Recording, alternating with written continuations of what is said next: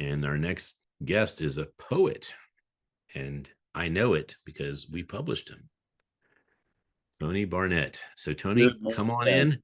We are so excited to have you here. I get to see you so often because of these athons. And the Poets United was just recently, and I just want to say it's interesting. But if I did not know you and you hadn't had such an impact in my life, I would not have created this event for you. It was for you to extend to the world your genius and brilliance in poetry, but also to acknowledge other poets, because I think the saddest thing that occurs in the world is people that are brilliant in their content, whether it be that they are an expert in this, or they're a painter, or they're a musician, and no one knows their brilliance because they don't know how to get it out beyond the content of their little circle. And so I did this for you, and I was just so pleased with the quality of people and the desire for all of them to make something much bigger March 21st of next year. So Yep. why don't you share how you felt about it? Oh, no, it was wonderful, and, this is not the first Smile-A-Thon I've done with you, and I remember the first one, we had just a handful of people. You were like, "We're gonna do a 24-hour thing," and then after about 2 hours, we're like, "Okay, we're kind of out of people." And look how it's evolved over the past few years to the point now where you have people from around the world. Now, the news about, Australia to Philly in a segment, this Yeah, morning, that was fantastic news. That was, like, great, and it's just how this is accelerating and how it's growing. The poetry, I think, is gonna be the same thing. Each I year, agree. it's gonna get a little bit bigger and bigger to the point where you're gonna be telling people, "Look, we'd love to have you, just not enough room." And that's when you go to 2 So, days. yeah, so Tony's referring to something I actually had forgotten about.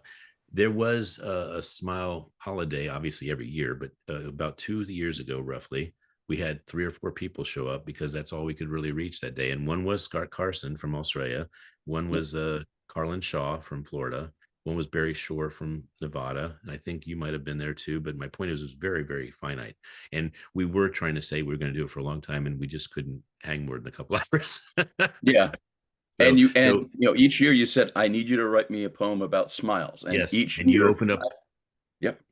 you open up the big one, the National Smile Day, which officially is when this team here started their very first experience of doing this. We had 60 to 70 people Yep. speak on the power of a smile, and they took multiple spots so that we could make it 24 hours from 9 a.m. to 9 p.m. And some people took 4 spots, I recall. I mean, it was like, wow, you'll do 4 spots. And they're like, yes, I have plenty to say about smiles. So Yeah, the I floor is opened going it to be with, yours. "What is a smile?" I opened it And with, "What is a yes, smile?" and I know you're going to be sharing some poetry today.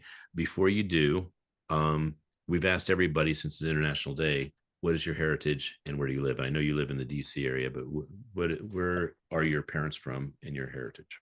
So, it's kind of, a long drawn out story, but my heritage is basically, uh, the family is kind of from a combination of Dutch and Scottish and French, so, you make it what it is. Thank goodness for, the genetic testing is now it sits there and says that I'm basically 50% Scottish and 50% French, and it's like, I already knew that. Well, here's the Dutch for you, sir. Ah, there you go, okay. And since French is only a couple of letters away, There here's you the go. Dutch. So the floor is yours. Enjoy. I'm eager to hear your poetry, and thank you so much for always making the day brighter with your beautiful words. And thank you for the effort that you do with this every year. And now it's getting to the point where it's quarterly, if not more often. So Yes, very thank much. you. All right.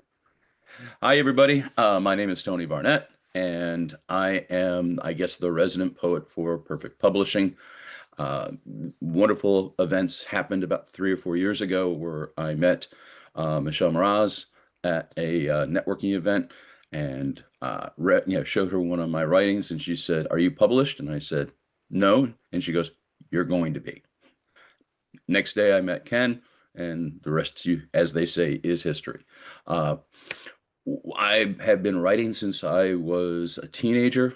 My father was a student of Robert Frost, and we always had poetry around the house. So growing up, it was ever present. And I discovered it early on and found I have a love of writing what's in my head and putting it down on paper. And everything about it is revolves around happiness and smiles. I'm not a very negative writer. I always love to, what's the right word? Uh, I always try to have a positive approach with everything, with all my writing. So if, I have a period of time where it's dark, yes, I've written dark stuff. Do I publish it? No. Do I show it to people? No, it's just a venting of my personality. Ken asked me to go ahead and write a piece for this event. He has for every year, and the first one was "What is a Smile?" And the one I'm reading today, I haven't shown anybody else really, except so you're all the first time this is going to be seen, and it's called Beyond. And this is a very personal piece for me, uh, and I'll explain to that in a little bit later. But let me go ahead and start in so that I don't run out of time. Piece is called Beyond, and it's a smile poem. It was a rainy afternoon in March. Ted was shocked by the news. It was an inoperable tumor, and Dawn was devastated. Weeks, they were told, to be fast, it will be fast and painful. Get your affairs in order before it's too late. Numb, they left the doctor. Neither could drive. The time with family and friends swept by. Ted's strength dwindled and faded each day. Too quickly, he was in hospice and then in a coma. The day he passed, Dawn held strong, having watched her love wither away. Condolences seemed vague and empty, and after the memorial, she found an envelope addressed to her in Ted's writing. Inside the letter from him, he was telling her to be brave. Expressing his love for her in words of joy, he said God had shown him his future, and he would always be near her, and she would know he was there with a smile. Months passed, and the pain of being alone gradually lingered. Her hope whittling away in surrender, she looked every day for his smile and could never find one. She received an invitation to a grief support group, attending in hope for a new direction. And one of the ministers saw her in turmoil. Taking her hand, she guided her to the side of the room, sat her down, and said she had a message from heaven for her. Ted wants to know why you will not smile. Stunned and speechless, Dawn pulled away. The minister said Ted is with God and told her he would be there, and she would know his presence with a smile. When she arrived back home in disbelief, she looked into a mirror at her gaunt face, then felt his presence in a calm flow of energy. She realized it was Ted, and she smiled into the mirror. The love she had known suddenly flowed through her. As she smiled, she sensed an emanating glow. From that evening on, she knew in her heart, the moment she first smiled in the morning, till her last smile as she drifted off to sleep, that he would be there. The love of her life was still with her, eliminating her grief, emanating his love, and it was just with her smile. I hope everybody appreciates that. The reason behind it was because of the fact that last year I lost my son to a brain tumor, an inoperable brain tumor, and it happened very suddenly. And the circle of friends I have supported me and came together. And it was a difficult time to smile. But what I've discovered was if I just have a positive attitude, keep smiling, I'll get through it. And I'm not going to plug any other books, but I will tell you that having a positive attitude in grief, knowing what I know now, that he's in a happier place, and that he's there. We always have doubts about what happens when we pass. I don't have those doubts anymore, and one day I hope everybody will have an understanding of that and appreciate moving forward positivity. Now, my book, I got to put it in front of my face. One More Sunset with You. Um, During the process of this book, I had been showing him on a regular basis the poems I was writing. And a lot of pieces he really liked, a lot of pieces he sat there and said, "Come on, Dad, really?" And when he passed, I realized I needed to finish the book and dedicate it to him, which it is, because it was something that before he passed away that we connected with. We didn't always see eye to eye on a lot of things, but he appreciated what I was writing, and he got it and understood it now that he was an older man. He wasn't a kid anymore. And yeah, so that this book is dedicated to him. There's a lot of pieces in it that are referencing to him or just pieces that he liked that I put in the book. Uh, the two or three that he didn't like, I didn't put in. I figured didn't want to irritate him. And for the Smile-A-Thon, my philosophy is, and this is a very philosophical book. My philosophy is this: nothing bad happens to people who are happy. If you're happy and exude happiness and smile, and that's how you share that you're happy, the whole world gets better.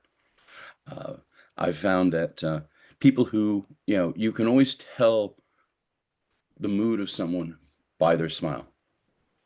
If their smile is happy, if it's joyful, if it's pained, you can sit there and read that in someone. And if someone's smiling and you can tell it's pain, you can reach out and offer to help. If it's smile of joy and happiness, you can share in it. And that's what's so brilliant about this Smile-A-Thon is sharing ideas and sharing happiness with everyone. So hopefully this will grow and grow greater and greater. It will. It will. There's a thing that we have on the back of every one of our cards, Tony. We amplify goodness, and goodness is contagious, fortunately. Yes, it So is. how? So I know you showed the book and that people can get it on Amazon. Did you share how people can connect with you? There's really no website. The best. Well, there is one website. There's two websites. There's Amazon and there's Perfect Publishing. So there's two places Yes. you can connect. And if you And go to my Perfect Publishing, contact information is on both of those. So yes. yes. So So if you go to there you have it. and you can message me through Amazon from the public from the writer's post. And although I've said this every single time Tony's been on an event, I want to make sure people are clear that he enhanced the book tour experience by adding the Library of Congress, which I am still flabbergasted that I didn't think of. It's in my backyard. Why are we not using this? So, but Tony made it available, and he makes the magic call to the people that he knows and gets us the tickets, regardless of whether it's 20 tickets, 30 tickets, or more. And we get to go in there and spend, I think it's about an hour or so, really enjoying the place, if not longer. So, Yep. thank you, Tony, for bringing us to one of the most beautiful buildings in the world. I mean, it's not just one of the best in the DC or the United States, it is a gorgeous building. And if we do it on a Tuesday, Tuesdays is when they do the tour of the reading room, which is the coolest part of the Library of Congress. Mm-hmm. So future events, we try and plan it on a Tuesday. That way we actually get to go through the reading room and we have to be quiet, but Well, it, it if there's demand for after this International Smile-A-Thon to do a Library of Congress, we can certainly let you know, and we'll do it maybe in November. And then I think for the uh, celebrating Poetry Day on March 21st, I think that we may even have an opportunity for the poets to go to the Library of Congress, and we get to yep. meet and have lunch together. I think that'd be really wonderful.